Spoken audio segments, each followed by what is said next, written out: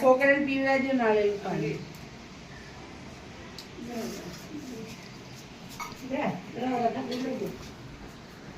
આમાં પીધા ભલે થોડું